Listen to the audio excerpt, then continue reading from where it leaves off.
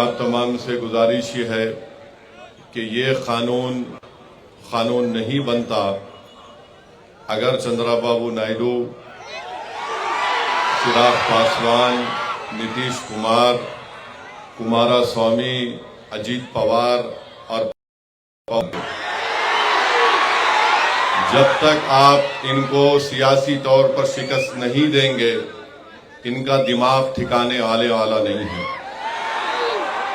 और हम शुक्रिया अदा करते हैं जगन मोहन रेड्डी का, अदा करते हैं जिन्होंने इस बिल की मुखालिफत में वोट दिया। कानून ऐसा बनाया गया है कि मिसाल के तौर पर आपको समझाने के लिए, यहां पर करनूल में गोल गुंबज की दरगाह है और वो आसारे खदीमा का भी उसमें रोल है। अब जब से ये कानून बन चुका है, वक्फ बोर्ड उसका मालिक नहीं है, एएसआई उसका मालिक बन चुका है। हम चंद्रबाबू नायडू से पूछना चाह रहे हैं कि आपने कितना झूठ बोला आंध्र प्रदेश की आवाम को कि कुछ नहीं होगा। तीसरी बात यह है कि गवर्नमेंट किसी भी मस्जिद को, दरगाह को, खानखा को आपसे छीन सकती है। आप इस खुशफहमी का शिकार मत रहिए, नहीं हमारे पास है, ये है। गवर्नमेंट कुछ भी सेक्शन 3C उठाकर पढ़ लीजिए आप। और फिर इसमें ऐसा कानून बनाया गया कि लिमिटेशन का कानून लागू कर दिया गया। अगर कोई 20 साल से 12 साल से 20 साल से वक्फ की जायदाद पर काबिज है तो चंद्रबाबू नायडू उसको मालिक बना रहे हैं। हम चंद्रबाबू नायडू से पूछना चाह रहे हैं, आपकी एक तरकारी की दुकान है हेरिटेज के नाम से, अगर वहां पर कोई 20 साल से कब्जा करके बैठ गया तो मेरी हो जाती, आपकी रहती। आप लिमिटेशन का कानून उस पर लागू कर दिए। आरएसएस यही चाहती है कि इस मुल्क में उनके पास एक लिस्ट है उन मस्जिदों की, दरगाहों की, खानकाहों की, वो उसको हासिल करना चाहते हैं।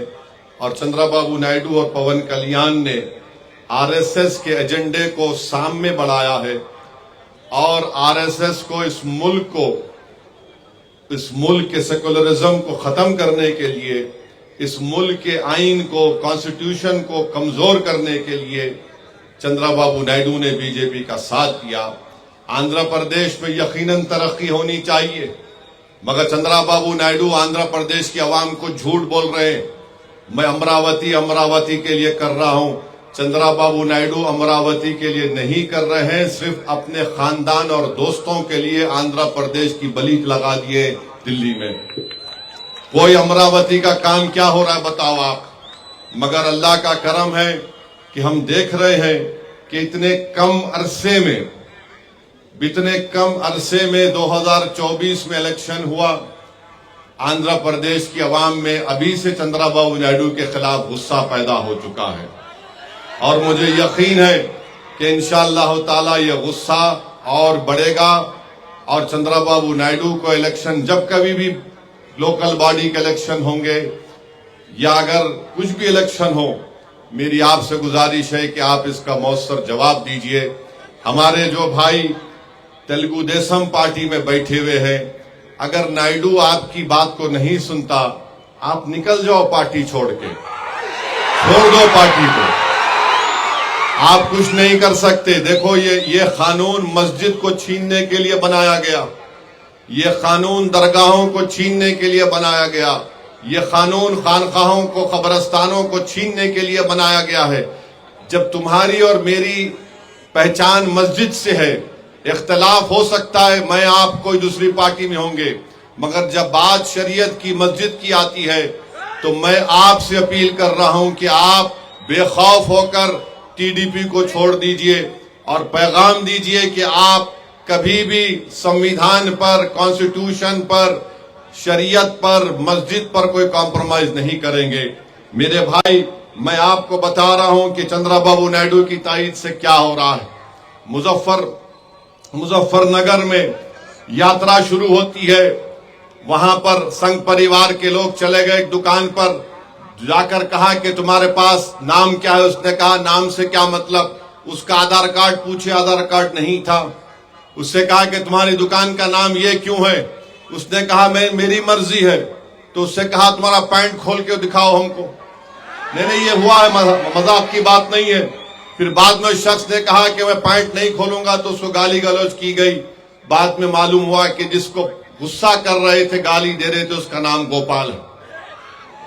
अब बात आइए, आप इस मुल्क में इस तरह का नफरत फैलाई जा रही है मुजफ्फरनगर में, और चंद्रबाबू नायडू खामोश बैठे हैं।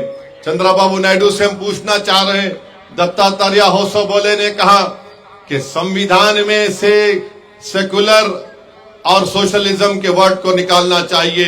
क्या चंद्रबाबू नायडू उस पर राजी हैं?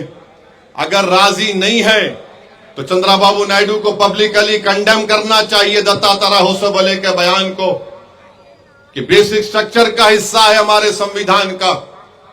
आप देख लीजिए आर्टिकल 9 क्या है, आर्टिकल 15, 16, 25, 26, 27, 29 क्या है ये। और फिर वोटर लिस्ट में नाम को भी मजहब के नाम पर से नहीं निकाला जा सकता। आज चंद्रबाबू नायडू उसकी भी तायीद कर रहे हैं। मैं आपके सामने बता रहा हूं आखिरी बात, महाराष्ट्र में बीजेपी की सरकार है। नायडू जाकर फडणवीस से बड़े गले मिले, पप्पियां लिए थे उसको। वहां पर क्या हुआ? वहां पर मीरा रोड में, नया नगर में 7 बंगालियों को पकड़ लिया गया। एक का नाम महबूब और शमीम खान था, कंस्ट्रक्शन वर्कर थे, थाना डिस्ट्रिक्ट में पकड़ लिए। उसके बाद और 3 को पकड़ लिए।